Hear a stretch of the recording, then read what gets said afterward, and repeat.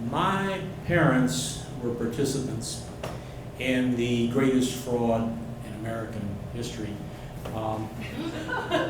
They sent me to school.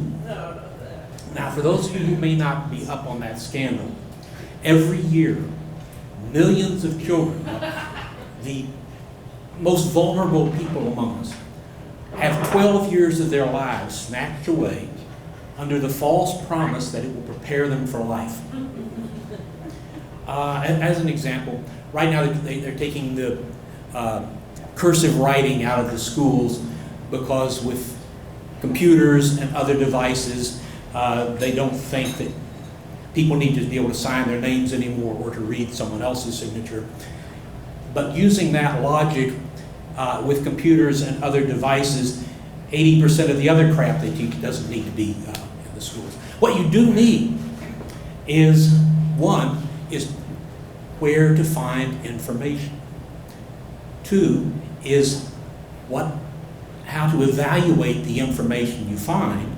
And three is then how to use the information you've evaluated. And judging from the current political debates, we know how poorly those three things have been taught so far. Now, what you do get out of school is taught, and everyone gets this, unless they're homeschooled, of course, is the nature of authority. And it's taught so haphazardly, and you're not given any skills. And I've got two examples of that to share with you. When I was 10 years old, I realized the system was corrupt. I was in 4th grade, sitting in Mrs. B's class, and it occurred to me that I had spent a lot of time sitting in class. This was the 4th year so far, can you believe it? And 8 more to go. And if you take away lunch and recess, that's about 6 hours a day, 5 days a week, 9 months of the year, and even allowing for holidays, that's a lot of hours, right? And you'd think that with that many hours, they could teach just about anything to just about anybody, but they never even tried. They gave us homework. Taking from our personal development time. Now, was this because the teachers were incompetent? I didn't think so. Was it because they were just poor time managers? Now, that didn't seem right either. So there must be some secret, sinister purpose to it. But what was most alarming about that was that my parents were completely in support of this system. And my parents, being intelligent, discerning people, left me with only one conclusion: they must be agents of the OAR. Now, you know that's the oppressive adult regime. And the primary purpose of the OAR is to take the minds of children, you see, and subvert them so they can be assimilated at a later date. And I wasn't going to be any part of that, no. But what can you do when you're 10, you know? So I did the only thing that I could do. I stopped doing my homework. Because if just one person stands up to them, the whole system may fall apart. So I stopped doing it. And I don't know what things were like in the rest of the world or even in the rest of the school, but in Mrs. B's class, in addition to the regular homework things, every week or sometimes every second week, we would have a significant homework assignment. And if you didn't turn it in, she would march those people down to the principal's office where he had a large wooden paddle. And then he would deliver 1, 2, or 3 swats. I never figured out how they decided the number, but 1, 2, or 3 swats. And although we always marched down in a group, it was never the same group. There were different kids at different times because they were slackers. They just did it because they didn't do their work one time. I was devoted. I win every single trip because I was on a mission. And they weren't going to intimidate me, no. What I learned from that was that if you're going to protest something, you lose a lot of impact if nobody knows you're protesting. And I didn't tell anybody, you see, because I knew the punishment for being lazy is a whole world away from the punishment for being defiant. So I wasn't going to tell anyone. I kind of hoped they'd figure it out on their own. And to be sure, there were meetings between the parents and the teachers in which they decided what was wrong, and then they told me what to do. but they never asked me why I was doing what I was doing, because that's the nature of authority. You see, it was a real teaching moment, but they never said anything to me, so I had to wait years of seeing this pattern repeated before I realized I knew that in 4th grade.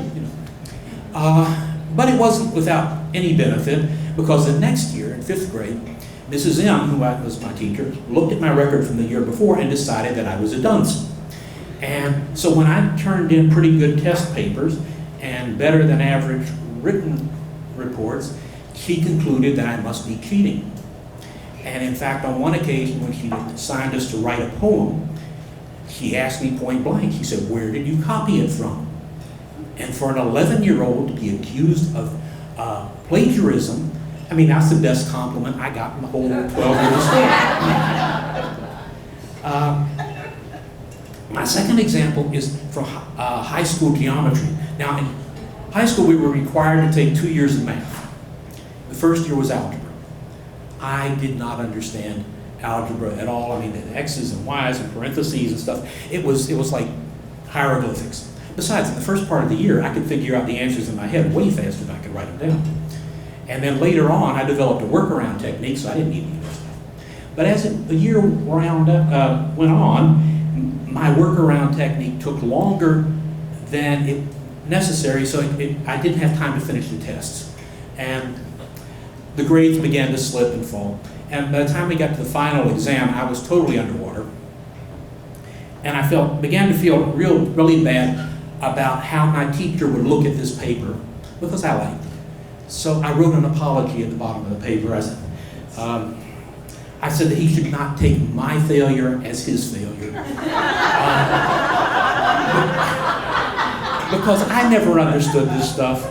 And but at least if there's any good can come out of it, we both know that I reached this point honestly. That's what I thought. And it must have had an effect, because he gave me a D that I didn't deserve and passed me on to the geometry. Now in geometry, you're supposed to know algebra in order to solve the geometry problems, and I didn't know any algebra, but geometry has another thing going for it. Usually in the problem, they gave you enough information to draw the thing they were talking about, and then I could measure the thing they wanted to know. So I didn't need algebra, and I got through most of the year like that. Of course, as things got complicated later on, the grades began to slip again. Until finally, it was 6 weeks from the end of school, or about to enter the last marking period, and we were going to have a test.